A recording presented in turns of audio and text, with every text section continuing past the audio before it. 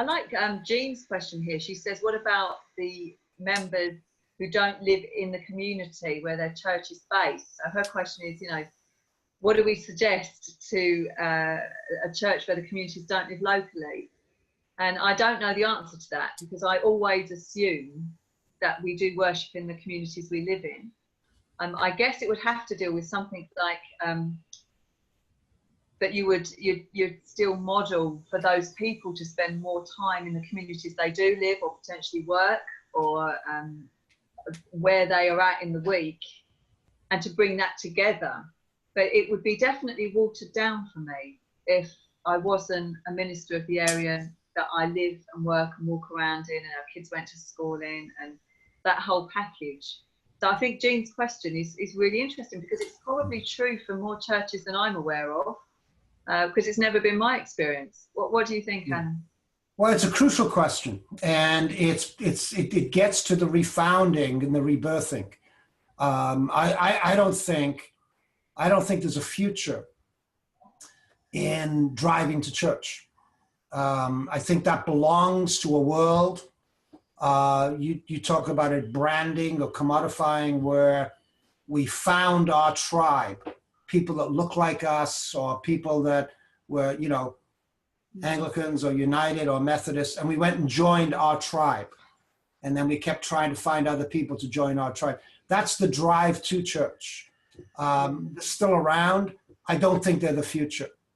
But having said that, you have to work from where you are. So again, we're working with Lutherans and Anglicans in Winnipeg, Canada, the center of the country.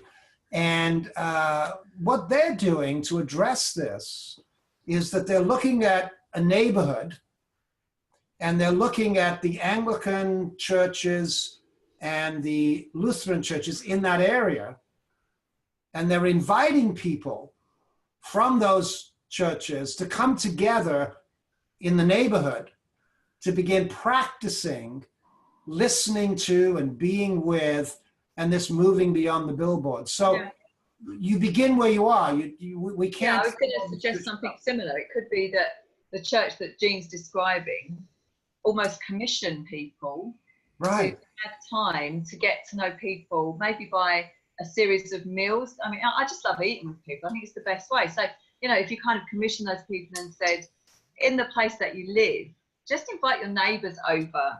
Find a good reason. It's your birthday, or when you're moving, just invite your neighbours over. Let's see what God is doing actually where you live, as well as where you worship.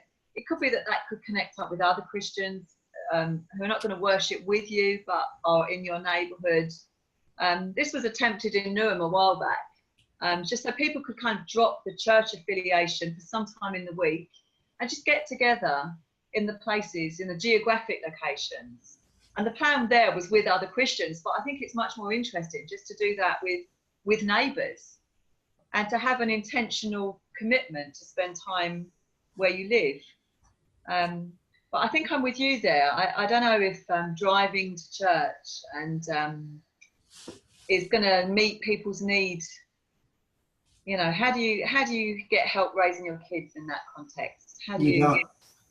Yeah. You hire a youth worker. Right. Yeah. Because I can't imagine not being very, very near. And I've lived in a house that, in our church plant, the house was an open house for the church. So it was a shared house. We had community meals there pretty much every week, or more than once a week. And so we kind of lived church. And now I've come back and moved again. I'm still wanting that experience. I want to live church. I don't really want to go to church. Yeah. Well, what I want to emphasize too is that I don't think either you or I are proposing tear up what you've got. No. Tell people to stop coming. No. We're not saying any of that.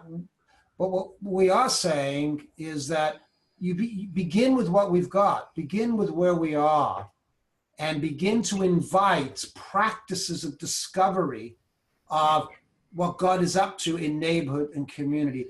And it's as we begin to do that, but these are small things shaped by practices.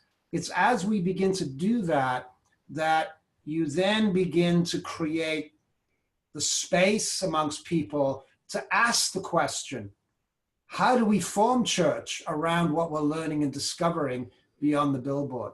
Yeah. So again, I'm not advocating, and I know Sally's not, you just say, drive-in church, no good, not going to work anymore, so we're not doing it. We're not saying that. No. But we are talking about how you do this. It's the include and transcend, isn't it? And the phrase that comes to mind when I'm hearing that is, Jesus saying, you have heard that it was said, but I tell you.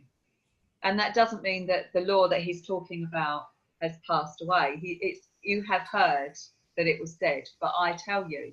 And I think we've got to be willing to embrace everything that's been good from church traditions as they've been in our own lives, but also just know that there is something more that's coming. What's the new thing that Jesus is telling us? We've heard what he said, but what is he telling us that's new?